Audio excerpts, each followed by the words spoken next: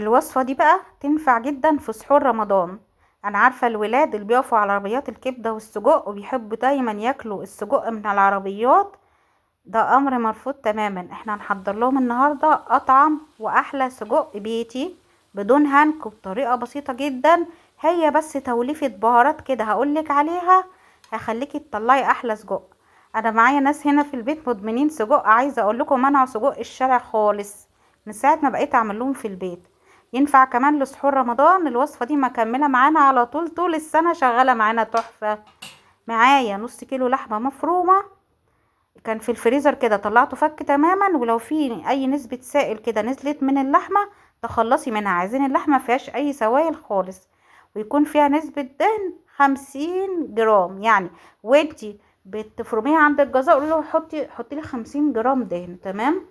نص معلقة صغيرة ملح، ربع معلقة صغيرة فلفل اسود، وخلي بالك وركزي معايا عشان توليفة البهارات دي هي اللي بتفرق في طعم السجق. على طرف المعلقة كده حبة حلبة بودر، بصي على طرف المعلقة. تمام.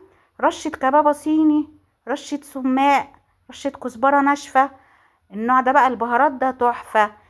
كنت عند عطار كبير بشتري حاجات رمضان وقلت له اديني بهارات سجق نوع حلو، واداني النوع ده. قلت له شركة كبيرة وكان حلو جدا. معلقة كبيرة دقيق او بقسماط ناعم بتاع البانيه، بقسماط سادة بدون اي اضافات، او معلقة دقيق عشان يجي تماسك حلو للسجق. وفصين بس توم مهروسين ناعم، معلقة صغيرة بس هريسة شطة او دبس فلفلة، وحطي نص باكت من ال11 بهار. النوع ده حلو جدا، انا استخدمت نص الباكت بس. توليفة البهارات زي ما قلتلك هنا مهمة جدا، بتديكي الطعم بتاع سجق المحلات بالظبط. ومعلقة صغيرة بس دهن لو عندك. تمام، ما عندكيش مش مشكلة. انا عشان مسيحة دهن عندي فضفت معلقة صغيرة بس. كده عجننا اللحمة كويس، عجنتها دقيقتين 3 بس لحد ما كل المكونات امتزجت مع بعضها. وبعدين بقى جبت يا اما اكياس حراري اللي تدخل الفرن دي وهبتدي كده اقسمها واحط فيها، يا اما كلينج فيلم بلاستيك راب اي نوع يكون حلو مش بيتقطع عشان تعرفي تلفيه كويس. اهم حاجة هنا وانتي بتظبطي اللحمة او بترولي اللحمة ان انتي تخلي كل السمك قد بعض وتلفي كويس وتلفي جامد، ومش عايزين ندخل هوا في الرول واحنا بنعمله. بصي تساوي كده كويس وتلفي جامد وما تدخليش هوا نهائي. ولو حسيتي ان دخل هوا فيها وانتي بتلفيها هاتي ابرة وخرمي فيها كده خرمين بعد ما تخلصي. بصي بقى لازم تلفيه كويس جدا من فوق ومن تحت زي البونبوني كده، بصي او زي التوفي. تدخليها الفريزر لتاني يوم، لازم ما تقطعهوش قبل تاني يوم. اولا عشان ياخد من النكهات ومن البهارات ويطعم كويس، ثانيا عشان لما تيجي تقطعيه يتقطع متماسك ويبقى شكله حلو زي ما وريتهولك في اول الفيديو. طبعا السجق اللي احنا بنعمله في البيت يا جماعة لا يقارن بالسجق بتاع المحلات. دي حاجة نظيفة وحاجة صحية، وعارفين احنا بنأكل ولادنا ايه. وعلى فكرة طعمه حلو جدا.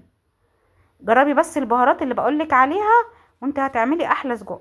هاتي بقى صينية او طاسة سخني فيها معلقة زيت بس واحدة او معلقة سمنة، وعايزين نشوح السجق ده. طبعا اول ما طلعته من الفريزر تاني يوم وقطعته وهو متجمد كده خدته على النار على طول، على نار عالية جدا، نار عالية جدا. بصوا ما جابش مية خالص، لازم النار تكون عالية علشان يطلع حلو ما يجيبش مية معاكي. بصوا ما نزلش نقطة مية، على نار عالية جدا بتشوحيه دقيقتين بيكون جاهز. بعد كده بقى ممكن تكسري بيض عليه كام بيضة كده، تحطي فلفل، تحطي جبنة موتزاريلا زي ما انت عايزة.